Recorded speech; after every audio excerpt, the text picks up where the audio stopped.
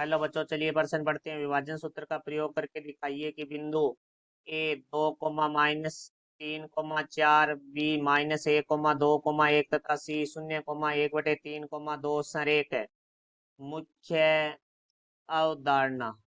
तो हमारा जो प्रश्न है वो संरेख से संबंधित है। संरेख कोई भी बिंदु है वो संरेख तब होता है जब वो तीनों बिंदु एक ही रेखा में स्थित हो। तो देखो भाई, हमें विभाजन सूत्र के प्रयोग से बताना है, तो हम विभाजन सूत्र लिखेंगे सबसे पहले। तो विभाजन सूत्र में हम अंतः विभाजन सूत्र की बात करेंगे। तो x बराबर हमारा होता है m1 x2 plus m2 x1 बटा में m1 प्लस m2। y बराबर हमारा होता है m1 y2 plus m2 y1 बटा में m1 प्लस m2। और z बराबर हमारा होता है m1 z2 plus m2 z1 बटा में m1 प्लस m2।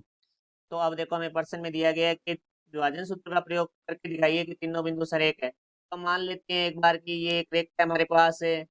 तो इस रेखा पे तीन बिंदु है, ये हमने मान लिया। एक रेखा पे 2, -3, 4 और यहाँ हमारा सी बिंदु है वो इन्हें रेखा को विभाजित कर रहा है, जो कि हमारे पास है 0, 1/3, 2। और हमारा जो बी बिंदु है वो है -1, 2, 1।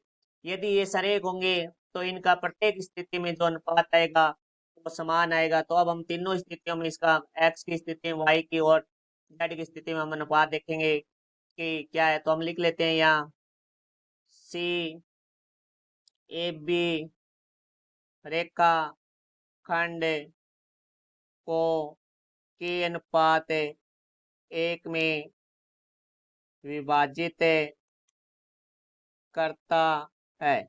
ये चीज हमने मान ली है, क्योंकि मानना, तो यदि ये हमारी बात सही होती है तो रेखा संरेख होगी, और यदि सही नहीं होती है तो रेखा संरेख नहीं होगी। तो देखो भाई, जो हमारा m1 अनुपात m2 है वो आ गया हमारा k अनुपात 1। तो जहाँ एक के निर्देशांक है वो हमारे पास होंगे x1 y1 और z1। और जो सी के निर्देशांक है वो होंगे हमारे पास x, y, और z2।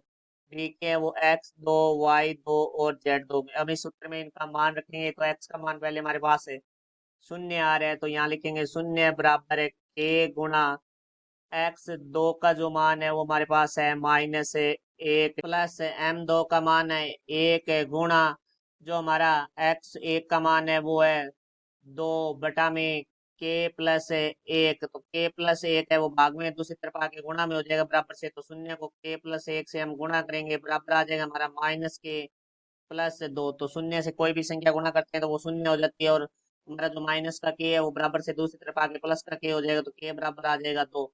अब हम दूसरी स्थिति के लिए बात करते हैं। तो देखो भाई, दूसरी स्थिति y के लिए, तो y का मान हमारा होगा 1/3। तो यहाँ से हम लिख देंगे 1/3 बराबर m1 का मान है हमारे पास k गुणा y2 का जो मान है वो हमारे पास है 2 प्लस 1 गुणा जो y1 है, y1 का मान है हमारे पास -3 बटा में हमारा आ जाएगा k प्लस 1।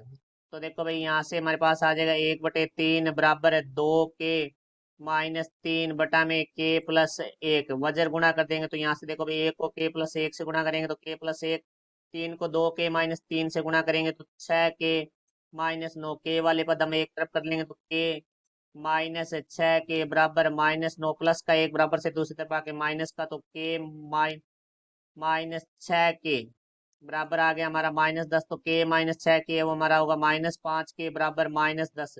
तो यहाँ से k का मान निकालेंगे तो -5 गुणा में, तो वो बराबर में आके भाग में हो जाएगा। तो -10/-5, तो माइनस से माइनस हमारा कट जाएगा, और 10 में 5 का भाग देंगे तो हमारे पास आ जाएगा k का मान 2।